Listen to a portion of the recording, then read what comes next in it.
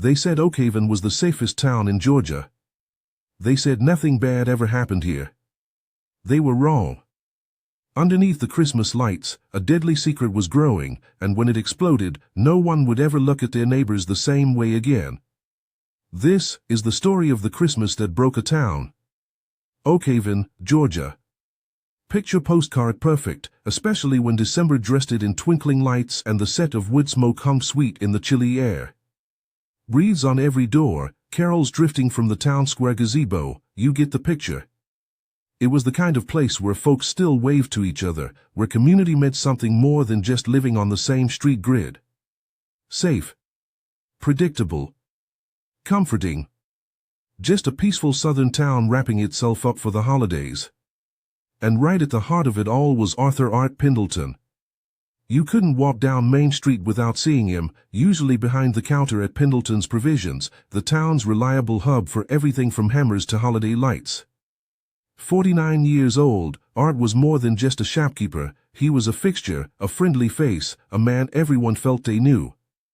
Quick with a joke, ready with advice on a leaky pipe or the best way to hang Christmas lights without blowing a fuse. He was, by all accounts, one of Oakhaven's solid citizens, woven into the very fabric of the place. Yeah, Oakhaven felt safe. Cozy. Like nothing truly bad could ever puncture that festive bubble, right? Wrong. So devastatingly wrong. Because beneath the cheerful veneer, under the glow of those carefully strung lights, a different kind of story was playing out. A narrative thick with dark secrets, tangled in an obsession that burned with frightening intensity. It was a collision course heading straight for tragedy, a storm gathering that was about to unleash unimaginable violence right before Christmas, shattering the peace of this tight-knit community. This wasn't just going to be another quiet holiday season. Not even close. Think about it. A respected man, a pillar of the Oakhaven community, brutally murdered. The kind of Christmas murder nightmare you read about happening somewhere else. Far away. Not here. Not to someone like Art Pendelton. It left questions hanging heavy in the cold winter air, questions that would echo long after the decorations came down. How could such darkness fester beneath such a pleasant surface? And who could possibly harbor enough rage to commit such an act? The answer, when it came, would prove more shocking, more tangled in unexpected places than anyone could have ever guessed. Because the Art Pendelton everyone thought they knew, the solid citizen, the friendly face behind the counter, was only part of the picture. There was another side, hidden from view, tangled in a web he couldn't seem to escape as the holidays tightened their grip. So, about that other side of Art Pendelton, the part carefully tucked away behind the welcoming counter of Pendelton's Provisions and the easy neighborhood charm. On the surface, Art's life looked like the small-town dream realized. His hardware store wasn't just a business, it was a community landmark, humming along successfully for 2 decades. People trusted Art. They relied on him for quality goods and solid advice, and he seemed to genuinely enjoy being that guy for Oakhaven. For over 25 years, he'd been married to Eleanor Pendelton. They were that couple, the one everyone pointed to, high school sweethearts who'd seemingly built an unshakable life brick by steady brick right here in Oakhaven. Church socials, fundraisers for the local animal shelter, coordinating the town's 4th of July picnic, the Pendeltons were always there, presenting a united front, a picture of respectable partnership and quiet devotion. It all looked so perfect from the outside looking in. Maybe a little too perfect, looking back. Because the comfortable, predictable rhythm of his life with Eleanor had been violently disrupted by Chloe Reynolds. 18 years old. A high school senior bursting with a youthful energy that seemed miles away from Art's settled existence. She possessed striking looks, sure, but also an intelligence, a sharpness, that drew him in. She'd started frequenting Pendelton's Provisions more often, lingering, asking questions that maybe weren't just about hardware. Innocent enough chats over the counter at first. A shared laugh. A lingering glance. But sparks caught fire frighteningly fast. Friendship quickly, dangerously, morphed into a consuming secret affair. Intense. Risky. Utterly forbidden. This wasn't some casual fling, it was full-blown infidelity, a treacherous path Art willingly walked. He found himself trapped in a classic, agonizing bind. Drowning in suffocating guilt every time he faced Eleanor across the dinner table, feeling like the worst kind of fraud, yet pulled inexorably towards Chloe by a potent cocktail of desire and maybe ego. He felt sane again, alive in a way he hadn't felt in years. He knew it was wrong, knew it was catastrophically reckless. He was gambling with absolutely everything, his marriage, his reputation, the stable life he'd painstakingly built. But the thought of ending it, of extinguishing that dangerous, intoxicating flame Chloe ignited, it felt impossible. He was living a double life, desperately patching the facade, but the internal conflict, the sheer guilt versus desire, was taking its toll. As the holiday season approached in December 2019, the carefully constructed walls started showing serious cracks. Art became distant, preoccupied, his thoughts clearly elsewhere. More late nights supposedly spent at the store. Eleanor noticed, how could she not? But perhaps denial is a powerful shield. She explained it away, the usual Christmas rush, business stress. Nothing more sinister than that. Friends murmured too. Art seemed worried, his usual easygoing manner strained, replaced by a certain tension. No one grasped the volatile pressure building inside him, a secret threatening to explode. He was walking a tightrope over a chasm, juggling two lives, praying neither would fall. But secrets like these have a way of demanding daylight. And the precarious balance Art Pendelton had fought so hard to maintain was about to shatter in the most violent way imaginable. And shatter it did. On the cold, quiet Sunday morning of December 22, 2019, just 3 days before Christmas, while Art Pendelton's carefully constructed double life hung by a thread, Eleanor Pendelton was at St. James Chapel. She'd been helping organize donations for the Christmas Eve service, feeling the usual mix of holiday bustle and quiet satisfaction from doing good work. Pulling into their driveway on Maple Drive around 9 o'clock, though, a small frown creased her brow. Art's familiar pickup truck was parked there. Strange. He'd mentioned needing to run to the store for some last-minute supplies, something about needing more outdoor lights. Why was he home already? Or had he never left? Unlocking the front door, the familiar, comforting scent of fresh pine from the towering Christmas tree greeted her, a scent intertwined with decades of happy holiday memories. Lights twinkled merrily on its branches, casting colorful, dancing reflections on the polished hardwood floor. Gifts lay neatly wrapped beneath its boughs, some bearing her name in Art's familiar, slightly rushed script. Everything looked achingly normal. Festive, even. Except for the silence. A heavy, unnatural quiet that seemed to press in on her eardrums, instantly raw. Art? She called out, her voice sounding strangely loud in the stillness. Art, honey? You home? Nothing. Not a sound but the faint hum of the refrigerator from the kitchen, suddenly ominous. Hesitantly, a knot of unease tightening in her stomach, she stepped further inside, towards the living room archway. And then she saw it. The crime scene discovery that would forever sever her life into the horrifying categories of before and after. Art. Her Art.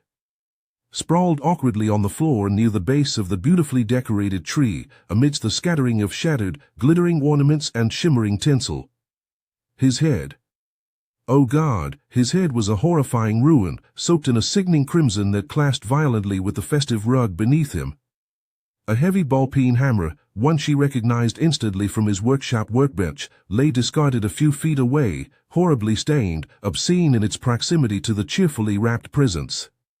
Her knees buckled instantly. A strangled gasp, more air than sound, escaped her lips as the world tilted violently off its axis. Shock, cold and absolute, turned her limbs to ice while her insides felt like they were burning. Raw panic clawed at her throat, making it hard to breathe, hard to think through the roaring static in her ears. Somehow, through violently trembling fingers that barely obeyed her commands, she managed to fumble her phone out and dial 911. The words tumbled out, choked and frantic, barely coherent between ragged, tearing sobs. My husband. Maple Drive. He's not breathing. There's blood. Oh God, blood everywhere, please hurry. Minutes later, the Sunday morning peace of Maple Drive was obliterated by the cacophony of flashing blue and red lights and screaming sirens. Neighbors peeked nervously from behind curtains, whispering fearfully, their own holiday cheer instantly evaporating into confusion and dread. But Eleanor Pendleton barely registered the chaos swirling around her. She sat huddled on the front porch steps, wrapped numbly in a neighbor's quickly offered blanket, adrift in a devastating sea of shock and trauma, utterly unable to grasp how her ordinary, predictable world had just imploded into a waking Christmas nightmare. The investigation was about to begin. The flashing lights painting Maple Drive blue and red belonged to the Oakhaven County Sheriff's Department, OCSD. And stepping out of an unmarked sedan, surveying the scene with eyes that had seen too much but missed very little, was Detective Isabella "Izzy" Diaz. 15 years on the force had earned Diaz a reputation, sharp, relentless, with an intuition that often cut straight to the bone. Respected by colleagues, a name that made local troublemakers uneasy. Even she felt a jarring dissonance as she approached the Pendelton house, cheerful reindeer on the lawn, a festive wreath on the door, and inside, sheer brutality. It was a scene ripped from a nightmare, incongruously set against a backdrop of holiday cheer. The crime scene investigation began under the surreal glow of the Christmas tree. Its colorful lights flickered almost mockingly, reflecting off shards of broken glass ornaments crunched underfoot like treacherous ice. Art Pendleton lay near its base, the festive scene desecrated by the violence inflicted upon him. Diaz took it all in with practiced detachment, cataloging the horror, the catastrophic head trauma, the significant blood spatter reaching nearby brightly wrapped presents, the heavy ball-peen hammer lying chillingly close to the body. The murder weapon. Obvious. Brutal. It was carefully bagged immediately for evidence collection. Yet, strangely, the violence seemed intensely focused, the chaos confined primarily to the immediate area around the victim. No overturned furniture elsewhere, no obvious signs of a wider struggle. It whispered of a surprise attack. As if Pendleton never saw it coming. Never had a chance to fight back. Soon, the forensics team arrived, led by the famously meticulous Dr. Marcus Chen. While his team methodically tested for prints, took photographs, and combed for fibers, Chen began his preliminary examination of the victim. His initial assessment was grim but swift, massive blunt force trauma to the head, likely causing instantaneous death. Based on the observable state of rigor mortis and ambient temperature factors, Chen gave a preliminary time of death estimate, sometime between late afternoon and midnight the previous day. A wide window, certainly, but it was a start. Diaz directed her uniformed officers and the evidence collection unit, sweep everything, document everything, assume nothing. They spoke briefly, gently, with Eleanor Pendleton, who remained on the porch wrapped in a blanket, clearly deep in shock, managing to provide only a shaky, basic timeline of her morning. But looking at the sheer overkill, the focused, personal rage evident at the scene, Diaz couldn't shake a persistent, gut feeling. This wasn't random burglary gone raw. This felt deeply personal. Boiling over. Likely a crime of passion. The question burning in her mind was potent, demanding an answer. Who could possibly hate Art Pendleton this much? Finding that answer meant digging deep, pulling back the carefully maintained curtain on Art Pendleton's outwardly perfect life. The investigation needed to move beyond the physical evidence and into the potentially messy world of human relationships, hidden desires, and simmering resentments. Someone close to him, she suspected, had finally snapped. And snapped felt like the right word as Detective Izzy Diaz began her crucial suspect interviews. The first, most obvious place to start digging into Art Pendleton's messy personal life? The teenager rumored to be at the center of his secret, Chloe Reynolds. Diaz found the 18-year-old at home with her mother that same afternoon, December 22nd, still huddled in pajamas, eyes red-rimmed and visibly distraught by the news of Art's death. Her bedroom was a strange, unsettling shrine, typical posters of smiling pop stars tacked alongside a framed, rather intense-looking photo of a shirtless Art Pendleton displayed prominently on her nightstand. Diaz's sharp eyes noted a diary peeking from under the pillow. During questioning, Chloe initially seemed cooperative, tearfully admitting to the secret affair with Art. She spoke passionately, almost feverishly, of a deep connection, bordering on unhealthy obsession, describing detailed fantasies of a shared future that now seemed tragically impossible. But her story frayed quickly under Diaz's calm probing. She confessed Art had been pulling away recently, acting distant, fueling her desperate fear he planned to end things before Christmas. When pressed for her alibi on the night of the murder, Chloe hesitated, eyes darting nervously, eventually mumbling something unconvincing about being home alone, studying for finals. Weak. Very weak. As Diaz pushed gently for specifics, Chloe's grief dissolved into agitated defensiveness, suddenly blaming a mysterious, vaguely threatening older figure she called Silas for making her stay involved with Art, whispering bizarre claims of coercion and threats if she didn't comply. The story felt disjointed, desperate, almost rehearsed. Diaz left convinced Chloe knew far more, her palpable emotional volatility a massive red flag, cementing her status as a prime suspect, but lacking any concrete proof beyond teenage angst and a shaky alibi. Next on Diaz's list, naturally, was the grieving widow, Eleanor Pendelton. Diaz found her sitting numbly at her sister's kitchen table, still wrapped in the initial, crushing blanket of shock. Eleanor spoke quietly, her voice thick with unshed tears, about her long marriage to Art. She painted a picture not of perfection, but of a love that had perhaps cooled and settled into comfortable, maybe even distant, routine over 25 years. She admitted, painfully, a growing distance between them, a loss of true intimacy, particularly after their only son, Daniel, went off to college a couple of years back. With tear-filled eyes, she confessed her gnawing infidelity suspicion, revealing Art had repeatedly shut down her attempts to reconnect physically in recent months, though she insisted she had no hard proof of another woman.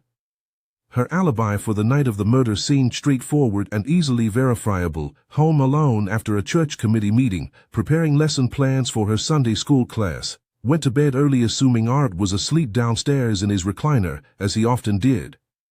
Her grief appeared utterly genuine, raw, her cooperation unwavering. Yet, Diaz couldn't ignore the powerful potential motive, the slow burn of betrayal, the humiliation of suspected infidelity, the sudden unleashing of years of repressed resentment or jealousy. A woman scorned, it remained a potent possibility. Eleanor certainly had the opportunity, and Diaz now saw she potentially had the reason. The final initial interview, conducted the following day, was with Chloe's formidable mother, Brenda Reynolds. Diaz found her in a house so immaculately tidy it felt sterile, almost unwelcoming, reflecting Brenda's well-known reputation in Oakhaven for perfectionism and fierce, almost suffocating, control over her daughter, especially since her own husband had abruptly left years prior. Brenda presented a calm, almost unnervingly composed front, offering faint, distant praise for Art Pendelton as a community man. But her demeanor became visibly tense, her posture stiffening, when the conversation turned specifically to Chloe. She vehemently denied knowing anything about an affair but admitted, with a sniff of disapproval, noticing Chloe's recent unfortunate change in behavior, her more provocative clothes, dressing cheap, was Brenda's sharp assessment. Brenda's potential motive struck Diaz immediately, the desperate need to maintain appearances at all costs, the sheer horror of a potential scandal involving her teenage daughter and a much older, married man, the potential loss of her iron grip, her absolute control over Chloe. Her coldness was unsettling, offering polite cooperation but zero useful information. 3 women. The volatile young lover consumed by obsession. The potentially betrayed wife grappling with infidelity, suspicion, and years of quiet resentment. The fiercely protective mother ruled by control and fear of scandal. Each interview just added layers of complexity, plausible motives tangled with grief, denial, and perhaps, outright lies. Diaz had a swirling circle of suspicion, but nothing solid. Just conflicting emotions and shaky stories. She needed something tangible. Hard proof. Something undeniable. Tangible proof. That's what Detective Izzy Diaz needed, and gut feelings, however strong, weren't going to cut it in court. So, on the cold, gray morning of December 24th, Christmas Eve, of all bleak days, she sent her team back to the Pendelton house on Maple Drive for another meticulous sweep. Leave no stone unturned, no rug unchecked, no piece of festive debris unexamined. The cheerful decorations seemed even more jarring this time, silent witnesses mocking the grim task at hand. Officers moved slowly, methodically, their breath misting in the chilly air, bagging potential evidence, re-examining angles, hoping for the overlooked clue that could crack the case wide open. Hours ticked by. Frustration mounted in the quiet, violated house. Then, near the massive stone fireplace, partially tucked under the fringed edge of an expensive area rug amidst the scattered pine needles and stray scraps of gift wrap, an officer spotted it. Barely visible against the pattern. A small, torn note. Just a ragged scrap of lined paper, ripped carelessly from a notebook. Handwritten, in what looked like yarn, looping script. Diaz leaned in, pulse quickening, as the officer carefully lifted the fragile evidence with tweezers. The message was brief, intimate, and instantly chilling. It read, "Dirty boy meet me yet," followed by a specific time, 1 p.m., and then, starkly clear at the bottom, the initials, CR. Diaz's breath hitched. CR of Chloe Reynolds. And 1 p.m. squarely within Dr. Chen's estimated window for the time of death. This could be it. The direct link she desperately needed, hidden in plain sight. "Get this to the State Bureau of Investigation in the capital, Stat," Diaz ordered, her voice tight with urgency as she personally bagged a crucial torn note. Priority 1, handwriting analysis against known samples from Chloe Reynolds. Simultaneously, acting on Diaz's urgent request and the mounting suspicion fueled by that flimsy alibi, another team, armed with a freshly signed warrant, was carefully searching Chloe Reynolds' bedroom back at her mother's pristine house. It didn't take long. Tucked away, hidden beneath the mattress as if guarding secrets, bingo. A spiral-bound notebook. A diary. Flipping through its pages back at the station later felt like wading into a swamp of teenage angst magnified into an intense, almost suffocating obsession with Art Pendelton. Detailed, sometimes disturbingly graphic sexual descriptions of their encounters were interwoven with possessive fantasies, jealous ramblings about Eleanor, and growing frustration about Art's perceived distance as Christmas neared. And then, the entry Diaz had almost prayed for, dated the day before the murder, December 21st. It mentioned her plan to meet her dirty boy, her apparent nickname for Art, at his house the next day. At 1 p.m. It lined up perfectly, chillingly. The torn note, the diary, it placed Chloe squarely at the scene around the estimated time of death, armed with volatile emotions and a clear plan to meet him. This was the undeniable breakthrough. Later that afternoon, the call came from the SBI Forensics Lab. The handwriting analysis was conclusive. The script on the torn note was a definitive match to Chloe Reynolds' known handwriting samples from schoolwork. Unequivocally. Diaz felt a grim, cold satisfaction settle in her stomach. The swirling suspicions now had a hard anchor in physical evidence. Chloe Reynolds wasn't just a suspect anymore, she was the prime suspect. Now, Diaz just needed to talk to the girl again, armed with the truth captured in her own hand. Armed with the torn note and Chloe's own damning diary entries, Detective Izzy Diaz didn't waste time. The second interrogation of Chloe Reynolds took place in a stark, windowless interview room back at the OCSD headquarters, the air thick with unspoken tension, a world away from the forced coziness of her mother's house. This time, there would be no gentle probing. This was about the direct evidence confrontation. Diaz calmly laid photocopies on the steel table between them, the note fragment promising a rendezvous with her dirty boy, key pages ripped metaphorically from the diary, filled with obsessive longing, graphic details, and simmering resentment.